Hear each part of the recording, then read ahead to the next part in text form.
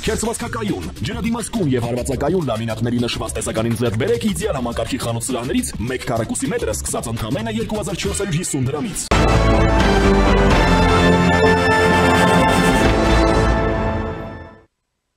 Դուք դիտում եք առաջին լրատվականը, բարև ձեզ, ես Սիրանույշ Պապյանն եմ, վերջին շրջանում ակտիվացել է Ռոբերտ Քոչարյանը։ Պատասխանելով հարցին այս պահին կա հնարավորություն ընդդիմադիր դաշտը համախմբելու եւ համատեղ պայքարի դուրս գալու ներկա իրավիճակի դեմ ասել է. կոնկրետ նպատակի շուրջ այո, ես տեսնում եմ, որ հնարավոր է համախմբվել։ Հնարավոր է որոշակի պայմանավորվածություններ ունենալ տակտիկական առումով, բայց բոլորը շատ տարբեր են։ Այստեղ եւ մոտեցումների հարց կա, եւ ընկալումների հարց կա, եւ անձնական հարաբերությունների հարց կա։ Մեկ նպատակի գնալ, խաղի կանոններ ֆիքսել, իրար հետ պայմանավորվել, իրատեսական եմ համարում։ Հաջողության հասնողները հետո կոալիցիա կկազմեն, միասին կաշխատեն։ Այո, սա այն դասական մոդելն է, որ ամեն տեղ աշխատում է, նշել է Ռոբերտ Քոչարյանը։ Հայկական համալսարանի ընկերների ու դասախոսների հետ հանդիպմանը։ Եվ այս պահին առաջինի տաղավարում զրուցելու եմ Քրիստոնյա ժողովրդավարական կուսակցության նախագահ Լևոն Շիրինյանի հետ։ Բարև ձեզ, պարոն Շիրինյան։ Շնորհակալ եմ հրավերն ընդունելու համար։ Եվ անդրադառնանք Ռոբերտ Քոչարյանի ակտիվացմանը եւ նաեւ ընդդիմադիրների հնարավոր համախմբմանը, ինչ է սա նշանակում, եւ վերջին շրջանում նրա ակտիվացումը պայմանավորված է ինչ որտեղ նաեւ Գյումրիի ընտրությունների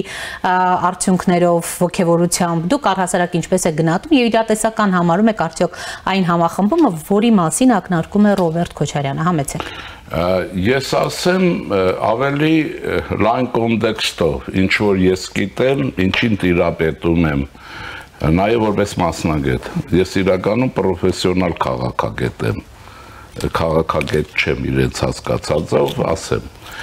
ինչն է հարցը։ Եթե նկատել եք Հայաստանի ռևանշիզմի ռսակոծության դաշտը շատ ակտիվացել է։ Ակտիվացել է, մրցույթ է կարծես եւ մրցույթը կարծես թե տեղափոխվել է երկու նախկինների, ուրեմն մրցույթի դաշտ, որոնք նախկին զինագիցներ են, նախկին ընկերներ են, բայց ստացվել այնպես, որ երկուս իրար դեմ պիտի պայքարեն։ Ինչն է պատճառը, ասենք ավելի, ինձ թվում է, որ սիմպտոմներ կան, այդ կարգով ասեմ, Մոսկվան ռեզիդենտին փոխել է։ Այսինքն նա ով որ ներկայացուցիչներ կամ ովքեր էին ներկայացուցիչները, դե շատ չեն, դրանց թվում է նաև ուրեմն Էջմիածնի ուզուրպատորը, ուրեմն սրանց մեջ մրցույթ ուժեղացել է, որտեղ չեն իմանում ինչու են Մոսկվան իրենցից ինչու է դժգոհ, ամեն ինչ արեցին, բայց երևի Կոբիրկինը զեկույցների մեջ ասում է, որ ամեն ինչ չեն արել, ամեն ինչը մնում է մենակ մարդասպանությունը, որտեղ ամեն ինչ արեցին եւ Հայաստանում օրինական իշխանությունը ընտրությունների ճանապարհով եկած չկարողացան տապալել եւ այստեղից դժգոհությունը, ասեմ դժգոհությունը ինչու է սուր, որովհետեւ Մոսկվան հարկադրված եղավ ուրեմն այսպես կոչված Արցախի ռազմաքաղաքական ղեկավարությանը, որը ամեն ինչ արեց, որ դեպորտացիա լինի, զենքը տրվի, ուղարկեց Բաքու, ուրեմն համտես անելու Բաքվի զնդանները։ Պատճառն ինչն էր, պատճառն այն էր, որ նրանք չկարողացան սրանց հետ համատեղ Հայաստանի Հանրապետությունում հայկական պետականությունը վերացնել, այստեղ է խնդիրը, իրենց համար հավանաբար տարօրինակ էլ ինչ անեին, էլ ինչ ոչ բանը չէին կարող անել, որտեղ Հայաստանում այլ կերպ քան ռուսական մեկ ինտերվենցիայով իշխանություն փոխել, որը այս պայմաններում հնարավոր չի, առաջիկայում ավելի չի լինելու Ուկրաինայի զուգորդմամբ, ներքին իմաստով էլ դե ժողովուրդը հիշողություն ունի, այսինքն նաև գնահատել կարող է, նաև ժողովուրդը իր իշխանությունն է ուզում։ Այսինքն այս համախմբման կոչերը եւ հնարավոր համախմբումը բլեֆ է, ակտիվացել են, ինձ թվում է դա միշտ լինում է, մանավանդ հայերի մեջ անցյալում նաև տիրոջը դուր գալու համար մի ակտիվ հարեմ մտնելու մի կռիվ է սկսվում, հասկանում եք ոնց է, բայց դա անցած էտապ է, կարծում եմ համախմբը կլինի թե չէ, ինչքան որ ազգային ժողովում էին համախմբված, այդքան ավելի կարող են դրսում լինել։ Հիմա հարցը այսպես է, իսկ ինչի դեմ են համախմբվում, սովորաբար։ Այս իշխանությունը հեռացնելու բան չի։ Այդ եմ ուզում ասեմ, որովհետև ընդդիմությունը հանունի է ուրեմն համախմբվում, հանուն նոր ծրագիրներ կայացնելու, հանուն, հիմա իրենք հավերժ ընդդիմություն են, ասում են ինչ են մեզ ասում հավերժ անցյալ դրա համար այս իշխանությանը ժողովուրդն է բերել ուրեմն ընտրություններով ժողովուրդն էլ կուղարկի, եթե կուզենա, իրենց ուղարկել պրծել է, հերթականորեն կարող ուղարկել, կարող է չուղարկել, մեզ որ այդտեղ 26 թիվը ինքը ցույց կտա, բայց կարծում եմ, եթե այսպես համառեն, այդ մի 2%-ն էլ չեն ստանալու, որովհետև ես, ինչպես ասում եմ, շատ անգամ ամեն շաբաթներ, ուրեմն շրջաններից եմ գալիս, եւ այսպես, հիմա որպես իրենք ճիշտ գնահատական ունենան, ճշգրիտ իրենց առաջարկում եմ, ինչպես ես, առանց որևէ մեկի ախրանկայի, հա, ռուսերեն է, տեսեք, ախրանն եւ այլն, առանց ոչինչի, ինչպես ես, ելնեն գնան շրջաններ մանգան, պենջագուսին գցած, փողոցներու մանգան, կամ թող իրենց կառուցած շենքերի դիմացները դուրս կան, տեսնենք հələ ինչ պատասխան կստանան, ռիսկ ունեն թող դուրս գան, բայց չնկարած հետևից որ կտրված լինեն, որում ախրանաներ հեռու լինի իրենցից։ Այսպես, դրա համար ուզում եմ ասել, բայց ընդհանրապես ես մի բան ասեմ, ես չասեմ գներսիան։ Հիմա Ալեքսանդրապոլում, Գյումրիում եղած է ոգևորիչ բան է, թե չէ, իրենց համար արտաքնապես հայո,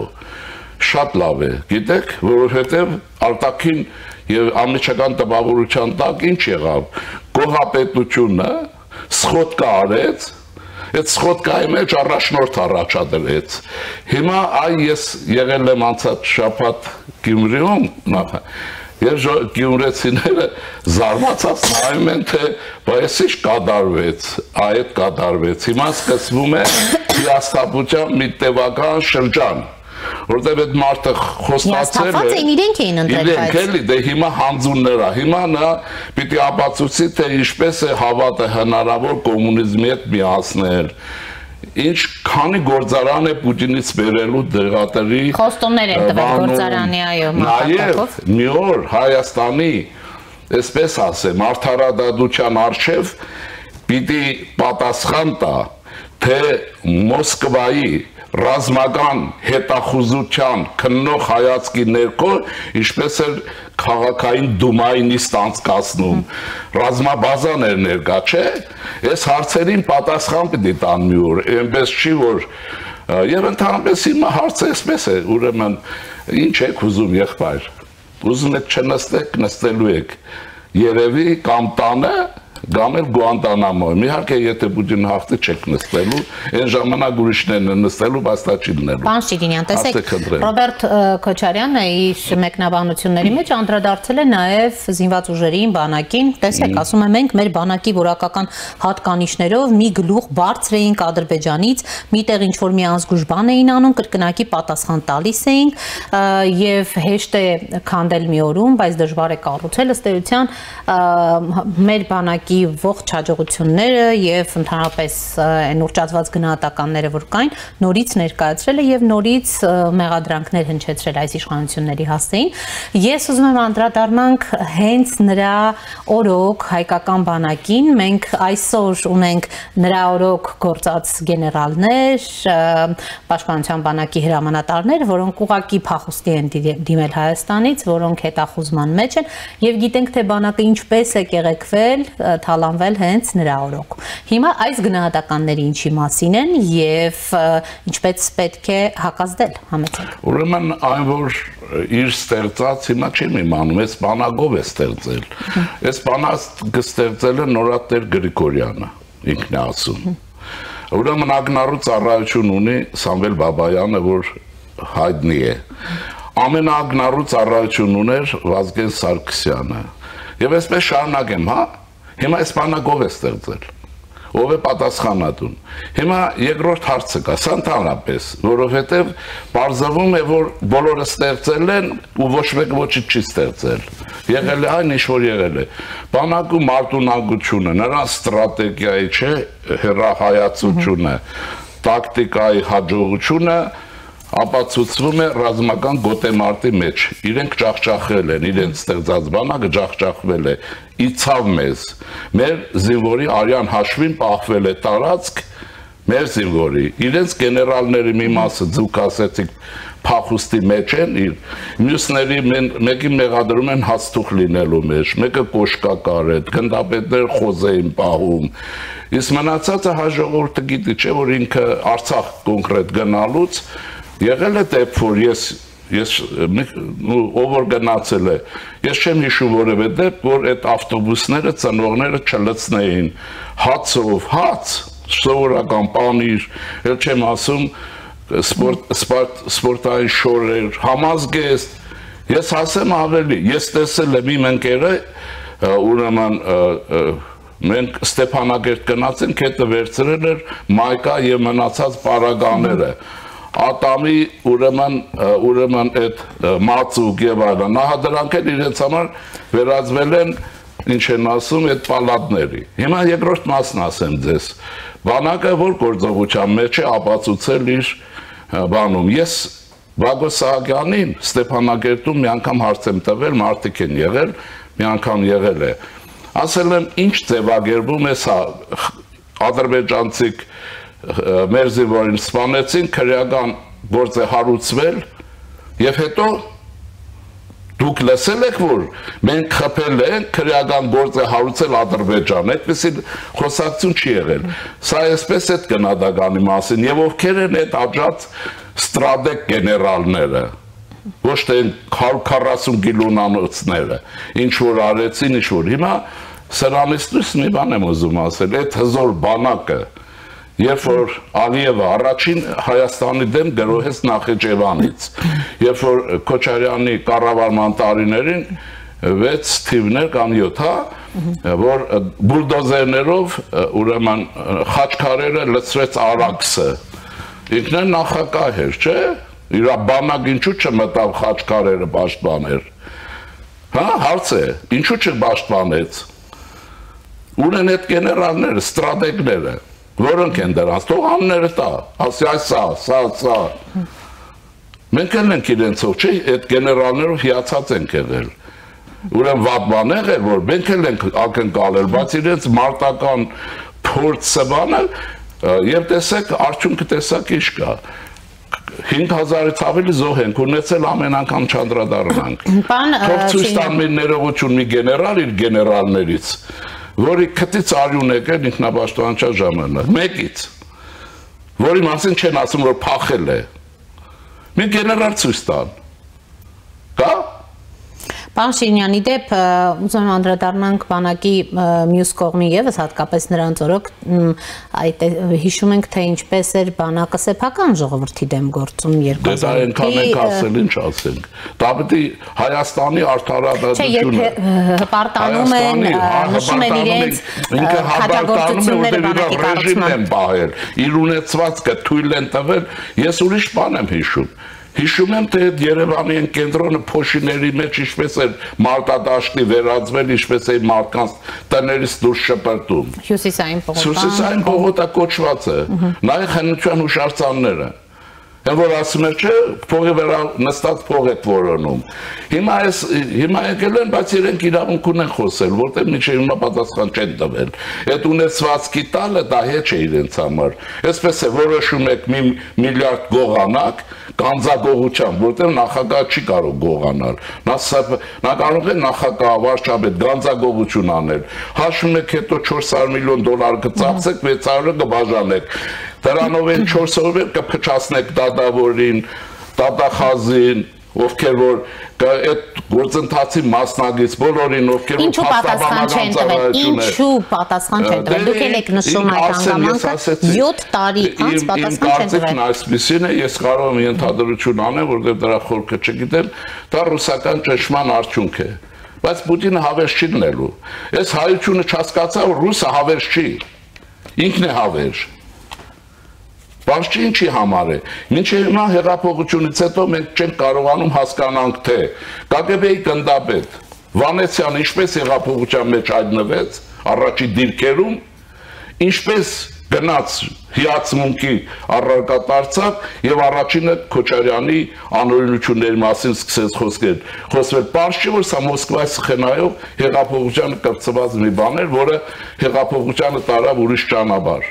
Եվ այսպես այնպես ուզում եմ որ բայց մենք այս խոսակցությունները չպետք է դադարեցնենք ես կուզենայի որ այսօր չեմ ասում դավետ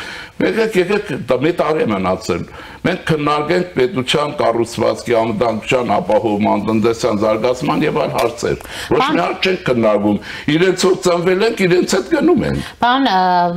տեսեք պարոն Շիրինյան վարչապետներ օրինակ հայտարարություն անում քանի որ դուք Ռուսաստանի հանգամանքը նշեցիք ուզում եմ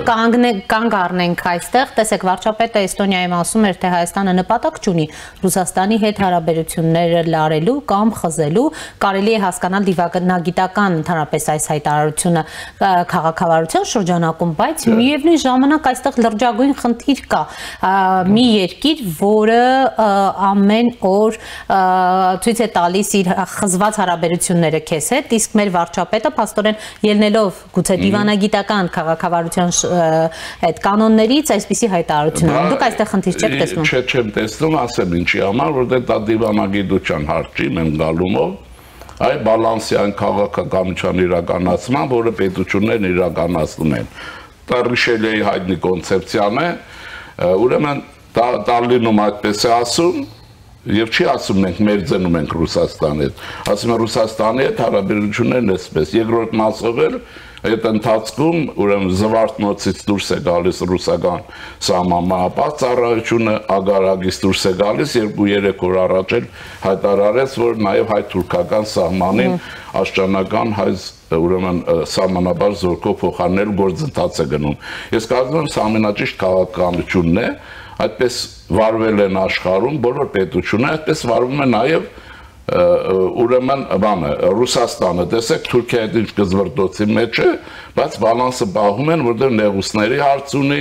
որովհետև եւ այս բարակայով կարծում եմ որ ճիշտ է ուղղակի այստեղ վարպետ հաշվել է պետք նկատելի է որ հաշվելու արվեստին տիրապետում են մնացածը իրականում դա այդպես է ես Ռուսաստանը վաղուց է չէ պարոն Շիրինյան ցույց տվել իր հարաբերությունները Հայաստանի հետ խզված հարաբերությունները իր օրինակ հանցավոր քայլերով ինչ որտեղ Հիմա տեսեք ինչ կա մենք երևի Ռուսաստան լավ չենք հասկանում երևի Մեր պարագայով լավ չենք հասկանում, որտեղ նվիրվել ենք ամբողջ կյանքով անհասկանալի։ Մեկին ենք սիրել, որը լրիվ կույսի տեսք ունի, բայց ինքը կուսության հետ հեչ կապ չունի։ Բայց սա մեր ազգային ողբերգությունն է դա։ Երկրորդ մասը կա։ Ուրեմն հարցրեք 1956 թվականին ռուսներն ինչ արեցին Բուդապեշտում, 68 թվականին Չեխոսլովակիայում, հետո Աֆղանստանում, հիմա Ուկրաինայում եւ այլուր։ Ես կարծում եմ, որ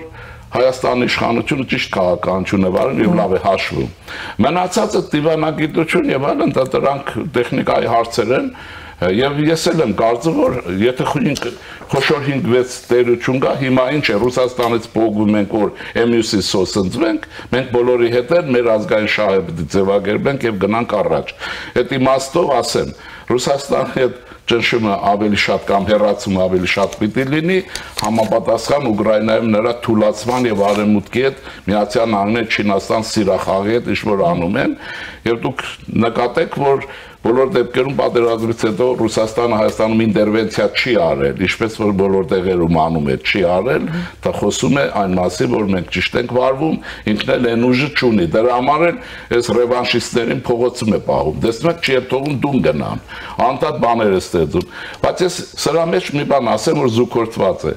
Մենք անուշադրությամբ ենք մատնում այս ռուսական օրակարգը մեզ խեղդում է, որտեղ հեռատապ է։ Երկրորդ մասը կա եւ ուրեմն նախագահ Թրամփը ապրիլի 24-ի համար հիշում եք ինչ բանաձև ուղարկեց, ասում են ցեղասպանություն բառը ասեց, դու գլուխը քար ասեց, չասեց, երկրորդ մասը կա։ Նա ինչ ասեց, որ ռազմավարական բանը այդ գործընկերությունը Հայաստանի եւ Ամերիկայի հարաբերությունները առաջ պիտի մղի այ հիմա հայ ուղեղը պետք է աշխատի այդ ուղղությամբ եւ ինչքան գուժեղանանա այնքան կթուլանա ինչքան ֆրանսիականը գուժեղանա այնքան ռուսականը կթուլանա ավելին ինչքան հնդկական տնային աշխատանք ունի անելու Հայաստանի Հանրապետությունը իհարկե շատ տնային աշխատանք ունի ֆիզիկական նաեւ զգոնության, որովհետև այդ խոսակցությունները կարող են այսօր ջերմ լինել, հաջորդ օրը լրիվ ուրիշ բան է։ Եվ ասեմ, այդ դեպքում էլ Պուտինին ասեք էլի, 3 օրում Ուկրաինան գրավում էր։ Այս ամեն օր հաղորդում է ռուսական զորքը առաջ է շարժվել, չէ՞։ Քանի տարի 3-ն անցել է, այդքան առաջ շարժվել, հələ մինչև Դնեպրեն չի հասել։ Եթե 3 այդքան առաջ է շարժվում, վաղուց Փարիզում դիլներ։ Այնպես որ ուրեմն Լևոն Շանթի խոսքը բերեմ, այդտեղ ես շատ եմ սիրում Լևոն Շանթի, ասում է, լսեք, քաղաքականությունը կառուցվում է աշխարհում ուրեմն ֆլիրտի գրեհիկ փիլիսոփայության վրա, աշխարհը ֆլիրտ է անում, մենք եւս պիտի սովորենք այդ արվեստը։ Ես շնորհավորում Հայաստանում որոշ մարդիկ սովորել են դա։ Այս ռևանշիստները բան չսովորեցին։ Մայիսի 9-ին Հայաստանի Մոսկվայում գտնվել է, ինչպես է գնահատում, սա շատերը կոնկրետ քաղաքական սխալ են գնահատում Հայաստանի համար, առանց արդարացման եւ հստակ վտանգներով։ Ուրեմն տեսեք ինչ կա։ Մենք պետք է ռուսներին ինչ ասենք, գնալ վերջում ասենք։ Մենք հայրենական պատերազմ չենք ունեցել։ Դա անհետեցություն է։ Հայրենական պատերազմ եթե ունեցել ենք, 14 թվականին էր Ռուսաստանի կազմն ենք կռվել եւ Թուրքիայի կազմը, չէ՞ ցեղասպանություն, չէ։ Ուրեմն թուրքականն է մեր հայրենական պատերազմ, ռուսականն է։ Սա մեր երկրում չի եղել եւ մենք պատերազմ չենք հայտարարել, ոչ Գերմանիա, ոչ մեկին։ Դա մեր հայրենական պատերազմը չի, իրենցն է, իրենց գործն է։ Բայց մենք հստակ պիտի աշխարհին, եթե մասնակցենք, թվերն ասենք, 600,000-ից ավելի հայ զինվոր մասնակցել է սպա եւ այլն այդ պատերազմին, 300,000-ից ավելի, կարծեմ 310,000-ը մեր երիտասարդություն դուն չի եկել, հայտնում նաեւ իմ պապիկը, Կերչից անհայտ 42 թվական սպա է, հայտնի չի ինչ է եղել, եւ ինչպես որ հիմա սրանք պիտի ասենք, բայց նաեւ երկրորդ մաս ենք ասելու, Արցախի ազգաբնակչության այդ բանակի զորակոչային կարծեմ, եթե լավ եմ հիշում, դա ես ժամանակին Ստեփանագերդում մեկից եմ լսել, որ գիտեր, ազգաբնակչության 26%-ը մասնակցել է հայրենական ռուսական հայրենական պատերազմին, այն Կրեմլին ցենտրից պիտի հայտարարեր, Արցախ ուր է, եւ քանի Ադրբեջան, ոչ թե Ադրբեջանից, քանի ադրբեջանցի պատերազմի մասնակցել, այդ թվերը պիտի ասվի նաեւ ուրիշը որ Չարդախլու գյուղը ադրբեջանցիների գլխականագով մարշալուս գեներալ է տվել, ռուսներ ուր է մեր Չարդախլու գյուղը, ուր է մեր մարշալները, եթե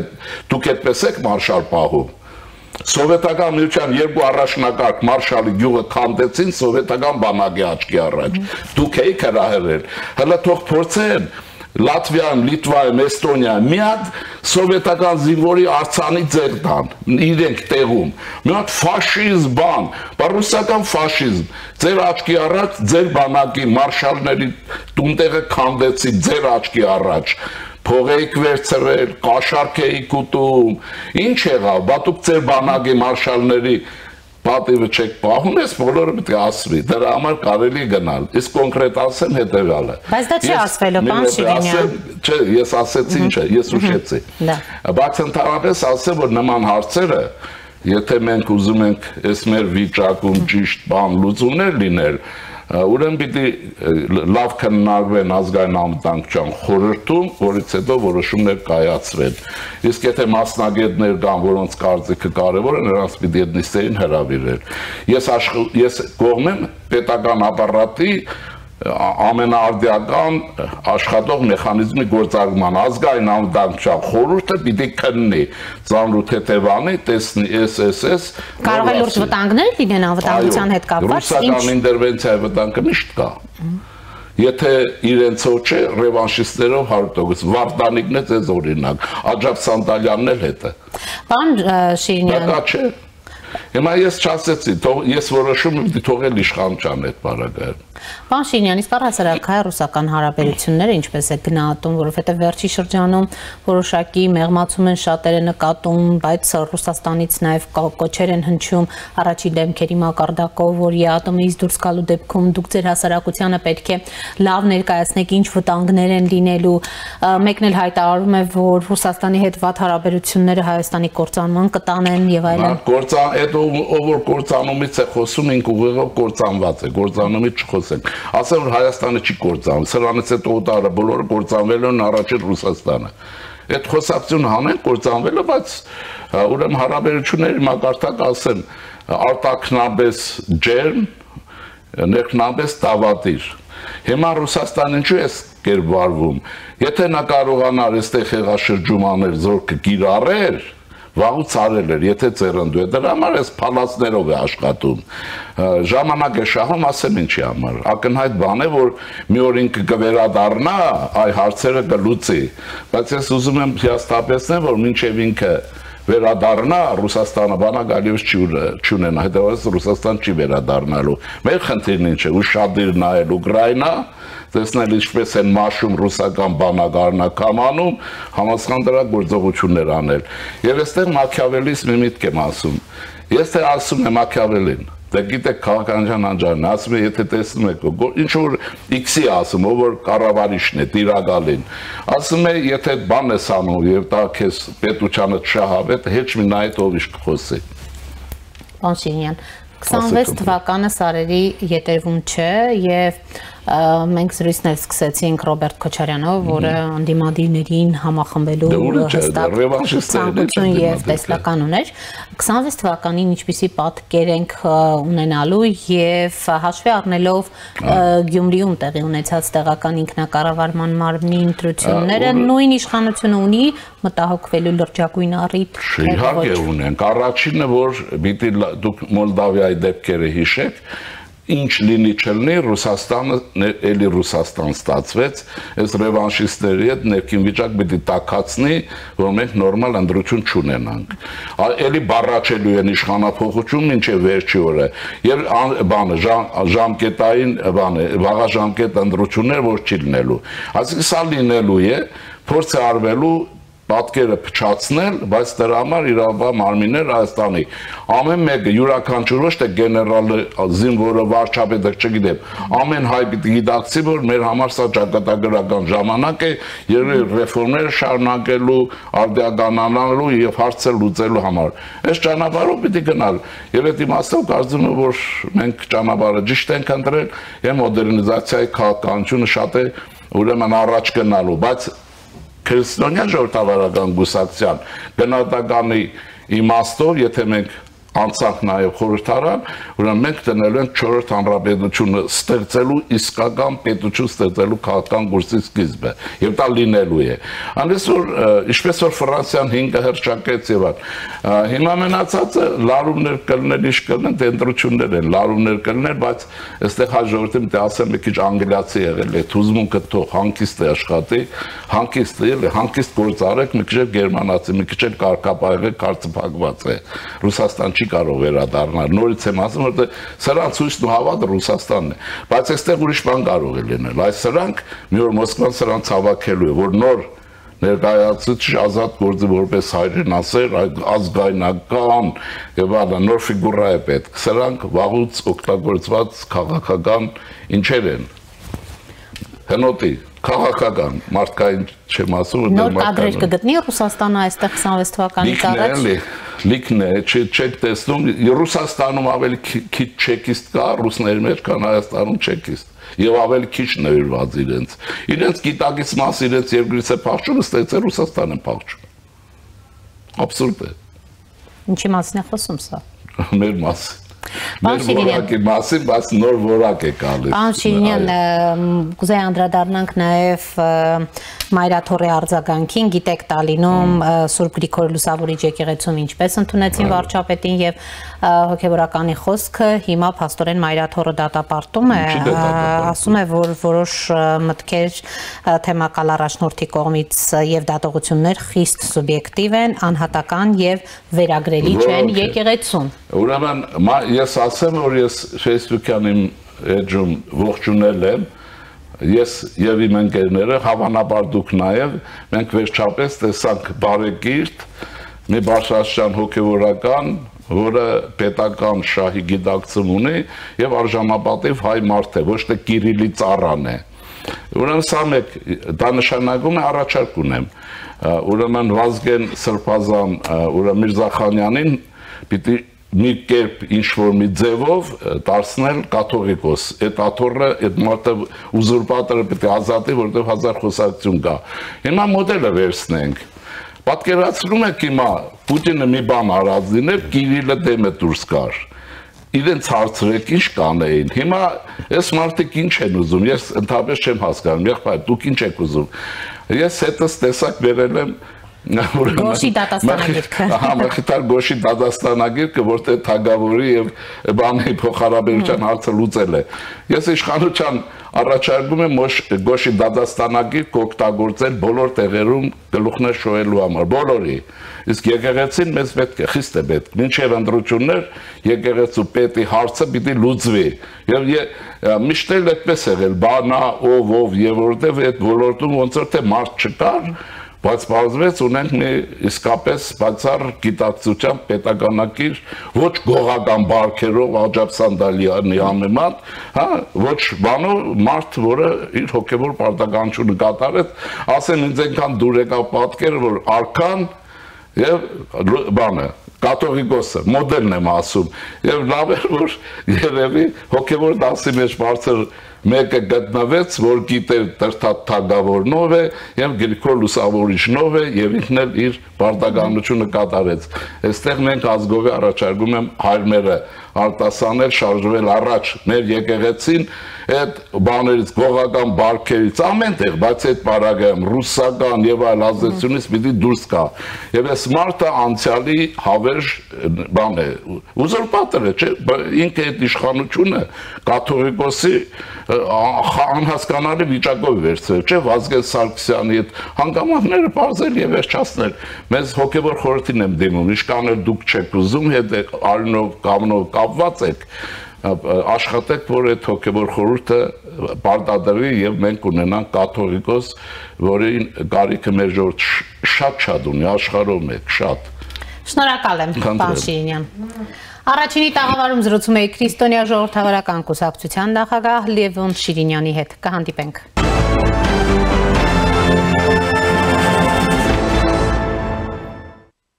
Դուք դիտում եք առաջին լրատվականը, բարև ձեզ, ես Սիրանույշ Պապյանն եմ։ Վարչապետ Նիկոլ Փաշինյանը օրերս ուղերձ էր հղել քաղաքացու օրվա կապակցությամբ։ Հայաստանի ղեկավարը հայտարարել է, որ համակարգային կոռուպցիան Հայաստանից արմատախիլ է արված, իսկ ցանցային կոռուպցիայի դեմ մղվում է ամենօրյա պայքար։ Չնայած այս պնդումներին Հայաստանի երկրորդ տարին անընդմեջ չի արձանագրում բարելավում Transparency International-ի կոռուպցիայի ընկալման համաթվում 100 առավելագույնից ստանալով 47 միավոր։ Սա նշանակում է, որ երկրում կոռուպցիայի խնդիրը լուրջ է։ Սա դժվար, բայց անխուսափելի ճանապարհ է, անկախության, ինքնիշխանության, պետական գիտակցության եւ խաղաղության ճանապարհ, եւ այդ ճանապարհը մենք անցնելու ենք առանց ծափահարությունների ակնկալիքների, ասել է Փաշինյանը։ Այս թեման արծարծելու եմ հակակոռուպցիոն անվտանգության փորձագետ Վարուժան Հոկտանյանի հետ։ Պարոն Հոկտանյան, բարև ձեզ, շնորհակալ եմ միանալու համար։ Բարև ձեզ, բարև ձեզ։ Նախ ինչպես եք գնահատում վարչապետի հայտարարությունը, համակարգային կոռուպցիա այլևս չկա, որքանով է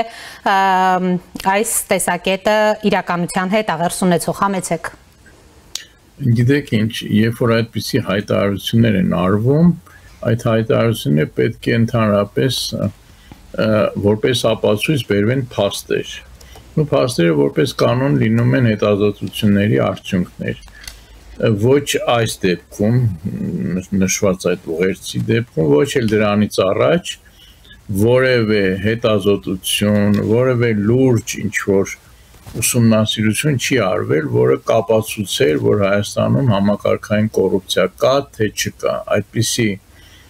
հետազոտության մասին ես համենայն դեպս տեղյակ չեմ։ Եթե եղել է, թող բարի լինեն ներկայացնել այդ հետազոտությունը եւ հասկանանք, թե ինչու է դա արդյոք դա իսկապես լուրջ հետազոտություն է եղել եւ այլն, բայց ասել ուղղակի, այսպես ասած, սա իսկ ասեի մերկապարանոց հայտարարություն է, որ համակարգային կոռուպցիան արմատախիլ է արված եւ այլն։ Համենայն դեպս նոր դուք որ նշեցիք կոռուպցիայի կալման համաթվի այդ արժեքը, իհարկե դա չի նշանակում, որ կա համակարգային կոռուպցիա Հայաստանում, բայց որ կան լուրջ կասկածներ, որ կան լուրջ հիմքեր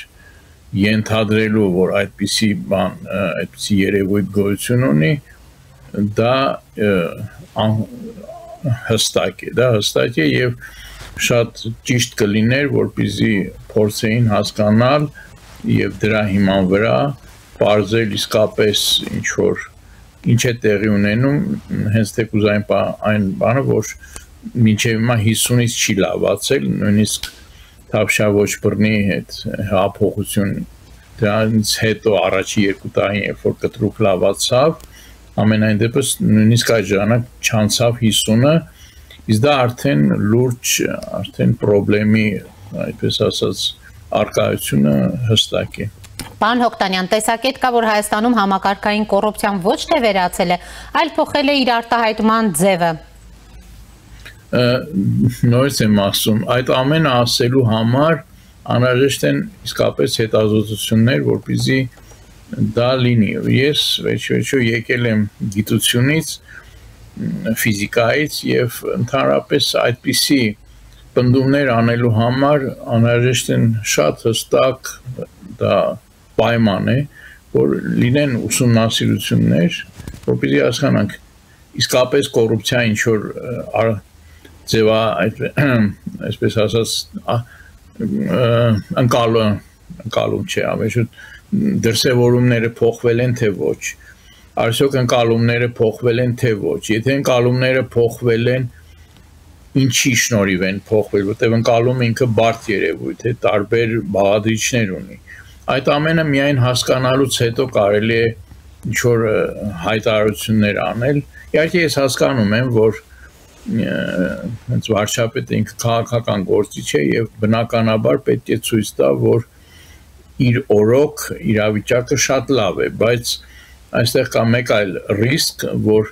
եթե մարդիկ տեսնում են, ինչպես դա ես հիշում եմ խորհրդային տարիներին, երբ որ ասում էր մի բան, իսկ պատկերը լրիվ այլ էր, դա կարող է բերել, ինչպես եղավ խորհրդային միության հետ, համակարգի քայքայմանը։ Ընդհանրապես ինչ կարելի ասել ցանցային կոռուպցիայի մասին, պարոն Հոկտանյան, ընդհանրապես ամենօրյա պայքարի մասին խոսել երկրում, որտեղ կոռուպցիոն հանցագործություններով հայտնի անձինք շարունակում են տնօրինել համայնքներ, վերահսկել ֆինանսական ու տնտեսական հոսքեր, կամ ասենք օրինակ վերահաս դատավճիռների փոխարեն հնչում են հաշտության առաջարկներ, սա կարելի է ընդհանրապես ասել, որ երկրում ցանցային կոռուպցիա չկա, և կա արդար պայքար կոռուպցիայի դեմ։ Ուրեմն վարչապետի ուղերձում ինձ նորից ապշեցրեց մի բան, որը չնայած ես դեռևս փետրվարի սկզբներին, երբ որ եղավ մեր կազմը փետրվարի 11-ին էր, երբ որ մեր միջազգային կազմակերպությունը հրապարակեց կոռուպցիայի ընկալման համակարգը, եւ մենք անցկացրինք միջոցառում, եւ այն ժամանակ ես արդեն մինչ այդ արտադրության նախարար Տիկին Գալյանը արդեն ասել էր, որ մեր մոտ կա ցանցային կոռուպցիա եւ այլն, այն իմաստով, որ դա համակարգային կոռուպցիա չէ, այստեղ փաստորեն այս ուղերձում կրկնվել է այդ նույն միտքը եւ ես այն ժամանակ էլ ասի, հիմա էլ փաստորեն լավ առիթ է կրկնելու, որ խառնվում են տարբեր կոնցեպտներ, որտեղ ցանցային կոռուպցիա, համակարգային կոռուպցիան դա մի տեսակ է կոռուպցիայի մեկ հայտանիշ, ասենք ինչ հայտանիշ ես դու ընտրում, այդ հայտանիշի հիման վրա, այսպես ասած, տիպաբանությունն է, այսինքն կան փոքր կոռուպցիա եւ կա համակարգային կոռուպցիա, կա մեծ կոռուպցիա, տարբեր տեսակներ։ Իսկ ցանցային կոռուպցիան լրիվ այլ բան է։ Ցանցային կոռուպցիա կարող է լինել նաև փոքր կոռուպցիայի պայման, դա մեխանիզմ է, դա ոչ թե տեսակ է։ Եվ բռնել ասել եւ որ գիտեք ինչ, մեր մոտ ցանցային կոռուպցիա կա, բայց համակարգային կոռուպցիա չկա, դա ուղղակի մեթոդաբանական լրջագույն սխալ է։ Որտեղ նորից եմ ասում, ընդ որում մի բան էլ ասեմ, որը հենց ձեր բերած օրինակներն էլ ցույց են տալիս, որ այո, ցանցային կոռուպցիան որպես մեխանիզմ լայնորեն տարածված է Հայաստանում, դատելով լրատվամիջոցների հրապարակումներից եւ տարբեր, ասենք, քրեական գործերից կոռուպցիոն հանցագործությունների հետ կապված եւ այդ ցանցային այդ երևույթը, որ մանավանդ Հայաստանում, գիտեք, մեր մոտ շրջապատ, որ ասում են, որ տարբեր ընկերներ, ծանոթներ, բարեկամներ իրար փորձում են, այսպես ասած, օգնել, իրենց հանցագործությունները պարտակել, դա հենց ցանցային կոռուպցիայի օրինակ է։ Հիմա Խնդիրը հետևյալն է, որ ցանցային կոռուպցիան առավել մեծ հավանականություն կա, որ գոյություն ունի այն դեպքերում, երբ որ կա համակարգային կոռուպցիա կամ կա բարձրաստիճան պաշտոնյաների, այսպես կոչված high ranking officials corruption, այդ դեպքում ցանցայինի հավանականությունը շատ ավելի բարձր է, քան թե եթե ցանցայինը կա,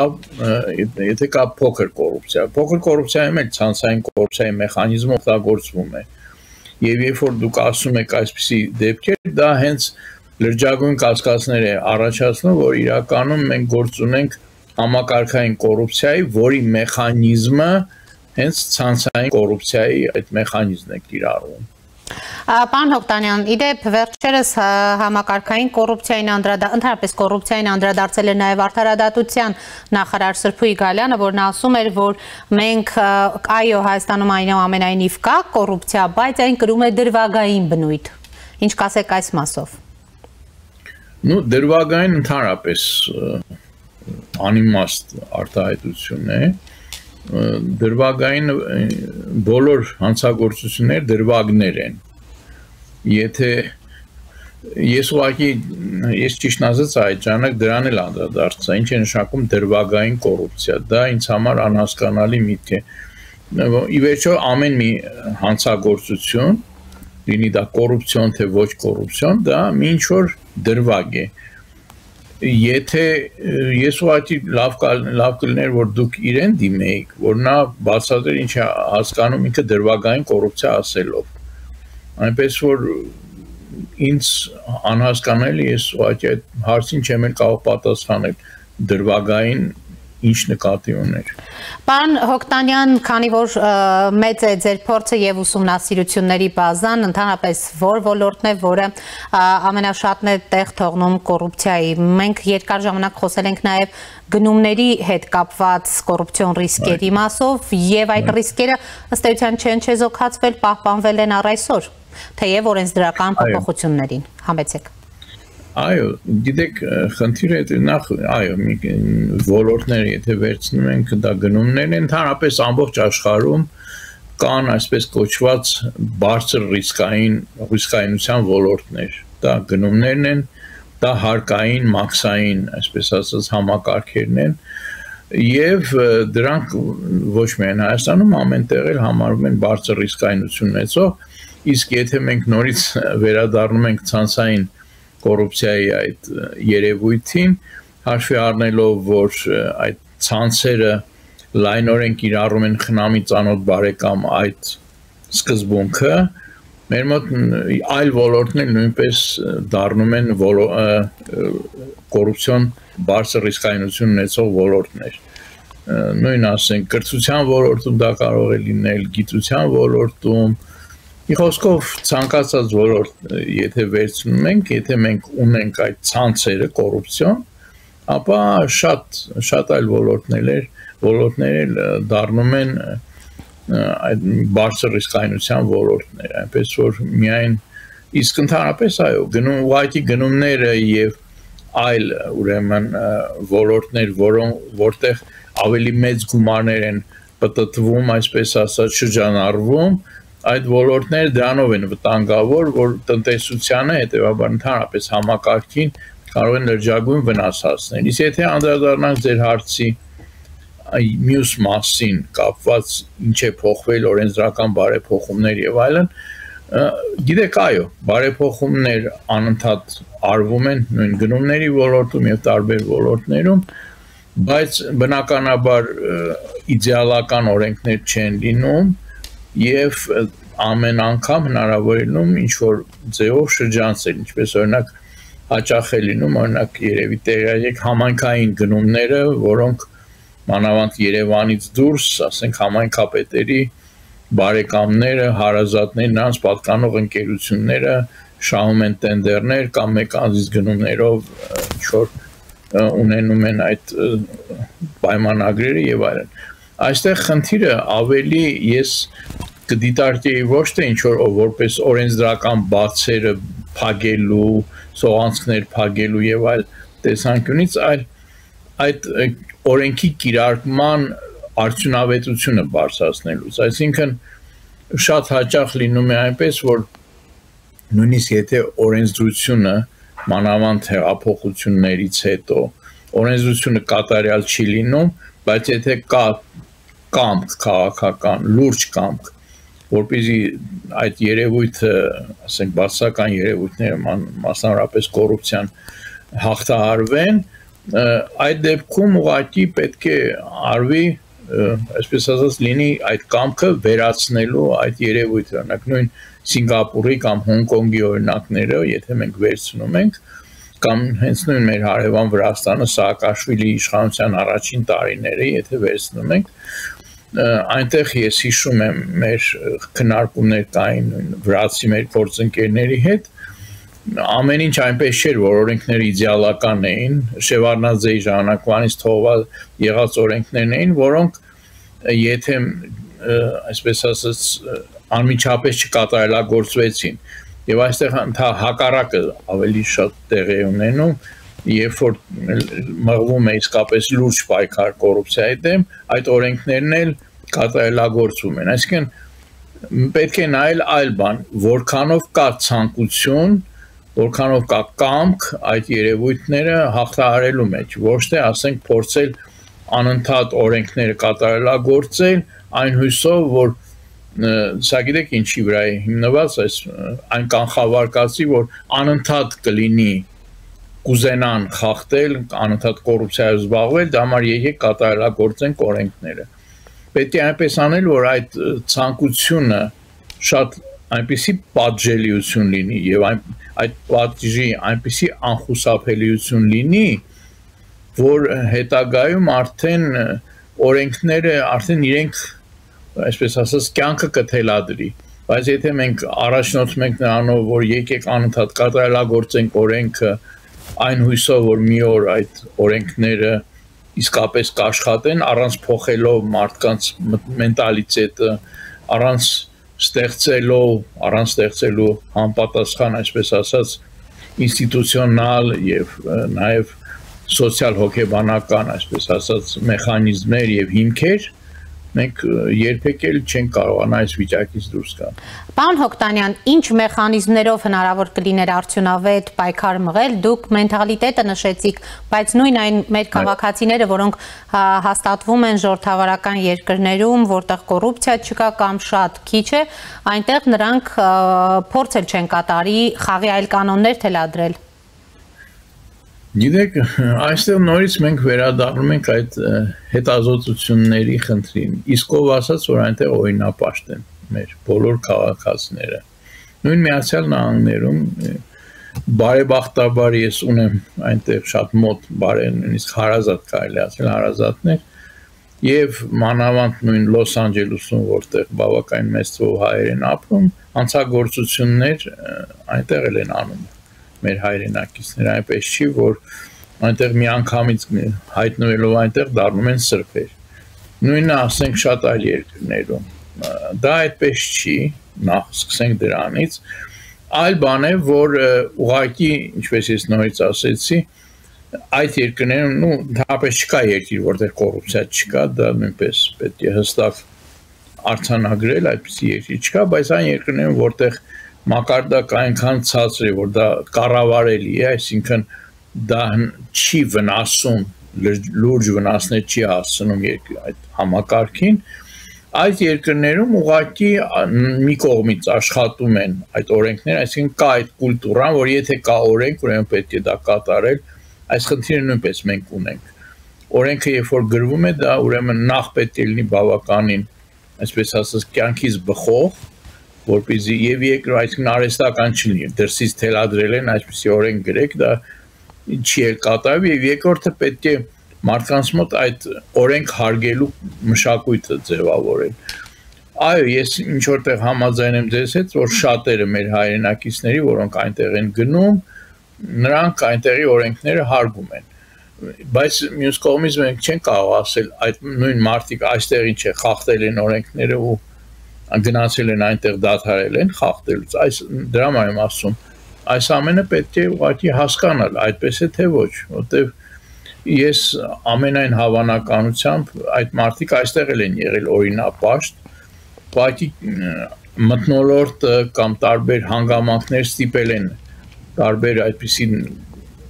գործարքներում ներգրավել կոռուպցիոն, իսկ այնտեղ այդպիսի մթնոլորտ, այդ որ ասում էի սոցիալ հոգեբանական մթնոլորտը, օրենքները կատարելու, օրենքներին հետևելու կուլտուրան եւ շատ այլ այդ այսպես ասած հանգամանքներ, գործոններ, ֆակտորներ բերում են նրան, որ այնտեղ մեր քաղաքացիները ասենք այն ինչ որ այստեղ կարող է անեին, այնտեղ կարող է խնդիրների հանգեն։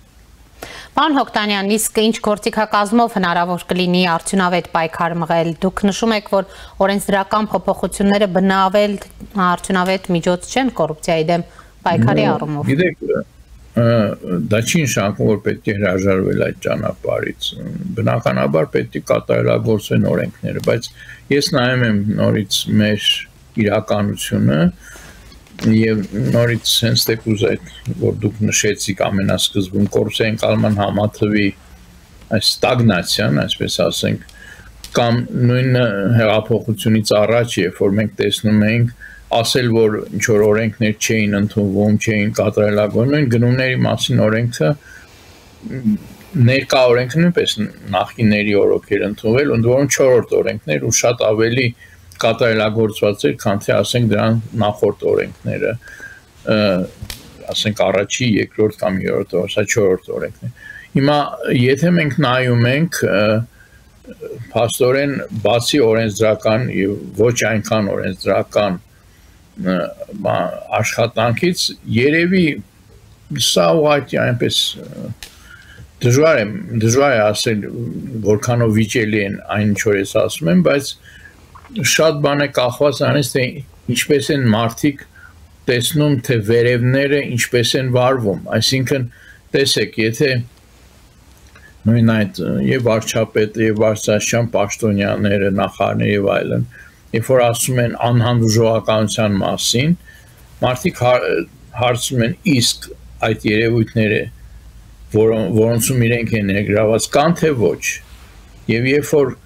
տեսնում են, որ տարբեր, այսպես ասած, ոլորտներում տեսնում են այնպիսի բաներ է կատարվում, վերջին ասենք մի քանի այդպիսի նույն Անիֆի պատմությունը կամ այլ, այսպես ասած, կոռուպցիոն դեպքեր կամ հողերի վաճառք կամ ինչպես ասում մի քիչ առաջ նշեցի գնումների այդ ոլորտում ծանոթների, բարեկամների, ընկերությունների կողմից տենդերներ շահելը եւ այլն անմիջապես, այսպես ասած, էրոզիա է ենթարկվում վստահությունը։ Այսինքն մարդիկ ասում են, եթե նորից հիշենք խորհրդային տարիները, կյանքից կեսից մի քիչ պակաս այդ տարիներին եմ անցկացրել, ասվում էր մի բան, բայց կյանքում մենք տեսնում ենք այլ բան։ Երբ որ ասվածը եւ դա հենց երևի բարեվարկության գլխավոր հատկանիշը պետք է լինի։ Երբ որ մի բան ասում ես,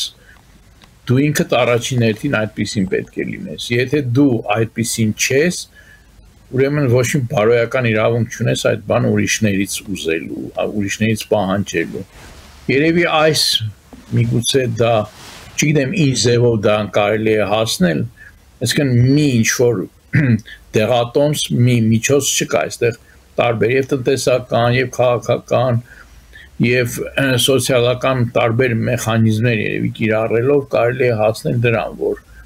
մարդկանց մեջ այդ ձևով կծնվի կոռուպցիայի նկատմամբ անհանդուրժողականությունը։ Այսինքն ասողը պետք է առաջին հերթին ինքը մաքուր լինի։ Եթե նորից բերենք մեր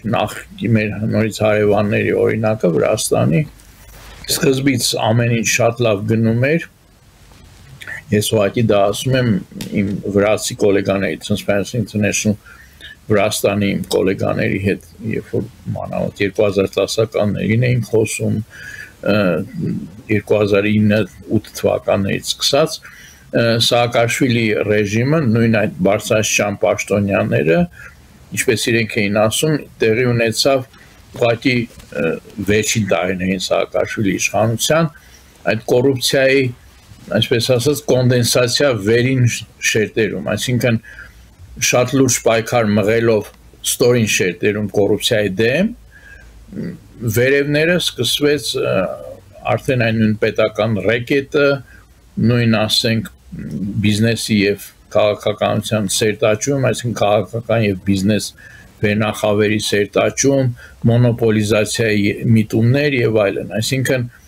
այդ ժամանակվանից արդեն խարխլվեց այդ հավատը եւ որ ասենք իսկապես այս ամենը լուրջ է արվում